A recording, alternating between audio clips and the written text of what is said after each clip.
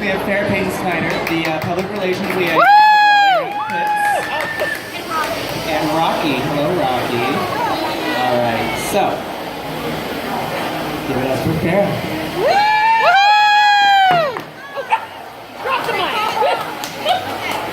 We haven't broken anything yet. Hi everyone, my name is Farrah. I am with Rally Around the Pits organization here in Oklahoma City.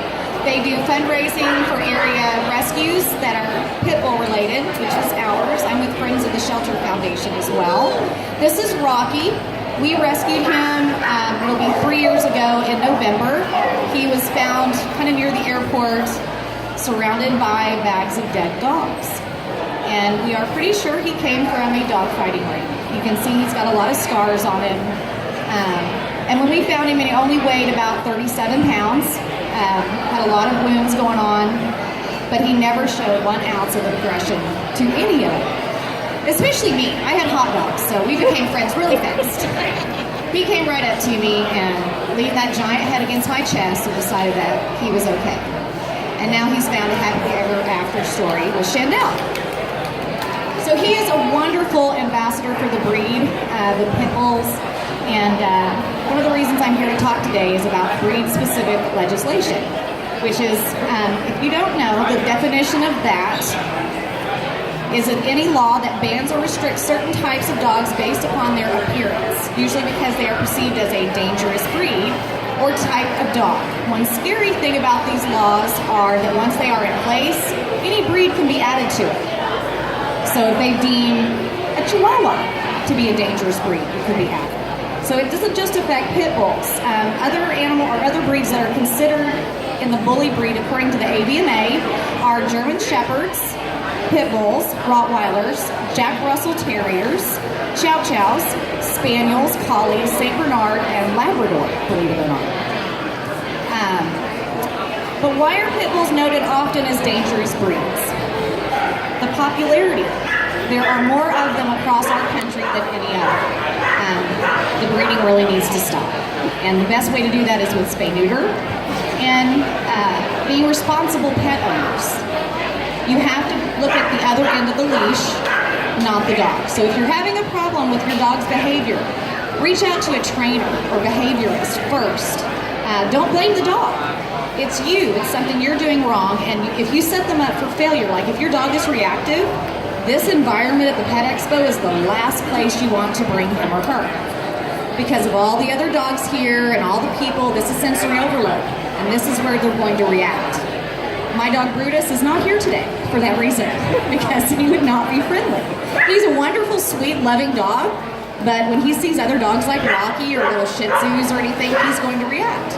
It's just his personality. Just like us people, some people we know are not nice, don't play well with others, some dogs don't either. So you don't put them in those types of situations to set them up for failure. Let's see.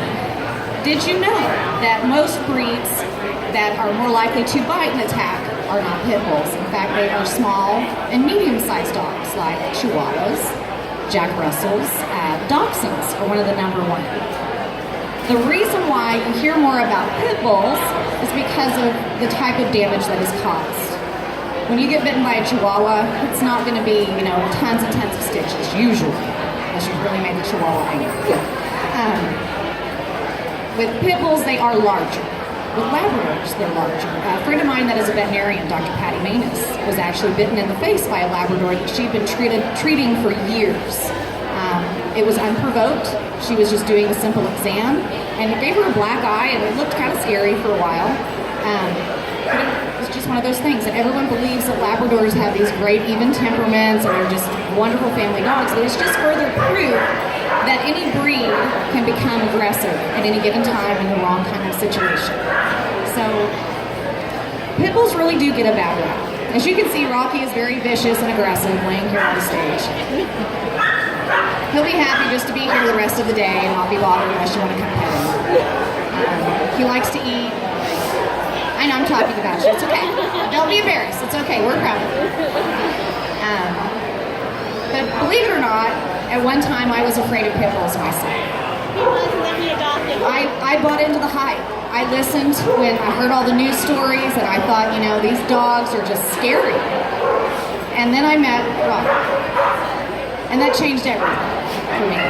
And I now have 2 pit bulls in my house. I have a pit bull lab mix that's almost a year old named Prancer. He's 3-legged, and he's more scared of everyone else than the other way around. He's kind of a scaredy cat. And then I have Valentina. She's a brindle pit bull, about 40 pounds, like half his size.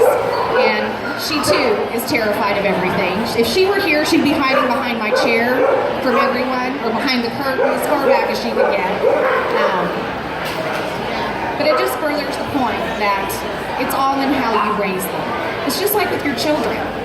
You have to put in the training and the work with your dog if you want to get out of them the best they can be. Our pit bull, my 4-year-old, is being played with. Like my husband will play with him, really tickle him and stuff. Right. No matter where we are, and he's only a year old.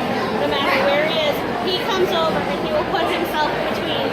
Oh, absolutely. And push. They're wonderful with children. For years, they were known as nanny dogs. They used to be, remember the show The Little Rascals? The dog Petey on that show was a pit bull. They've been famous through the years of history. There were a lot of pit bulls used in different wars across the years. And they were very revered up until about 15 years ago. We started hearing about all of these news stories of pit bull attacks. And the reason being is because of the popularity of the breed. There's more of them available nowadays. You just walk into any shelter. You can go to Oklahoma City Shelter right now. And I can almost guarantee you there's at least 40 pit bulls or pit mixes needing a home. So we have to stop looking at the breed. We have to start looking at ourselves and making sure that we are doing right by this wonderful, loving dog. Even the AVMA has said that breed-specific legislation does not work. That they've done a study on it, and they've shown that there's more bite attacks in cities that have BSL versus those that don't. So it's not going to fix the problem. And the best way to get involved with this is when you hear it coming up in your city or in a city near you, go speak to your congressmen and your legislators. Let them hear from you. That's where it has to begin, grassroots efforts. Rally Around the Pits is a great organization that gets involved in those things as well. They keep us informed when we have things happening in our state. Luckily, so far, we are not having any of those issues here. We're doing our best to keep that out of Oklahoma City and the surrounding areas. Let me turn the page here. Rescues are a great source too. What's that? Rescues are a great source to keep up with all this stuff. But what can you do if your landlord has breed restrictions? The easy answer is move somewhere that doesn't, but that's not always a possibility for everyone. A lot of the apartment complexes say that it is the insurance companies that are the reason why they don't want to risk it. It's liability and whatnot. I spoke with my insurance agent. She's with Farmers. She knows how many dogs I have at my house and what they are. She said they take it on a case-by-case basis.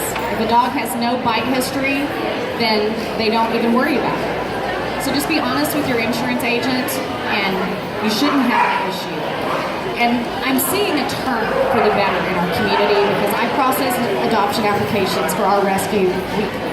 And when I talk to the landlords, more and more apartment complexes are becoming pet friendly, and not just for the little Chihuahua-sized dogs. They are even increasing weight limits to 100 pounds.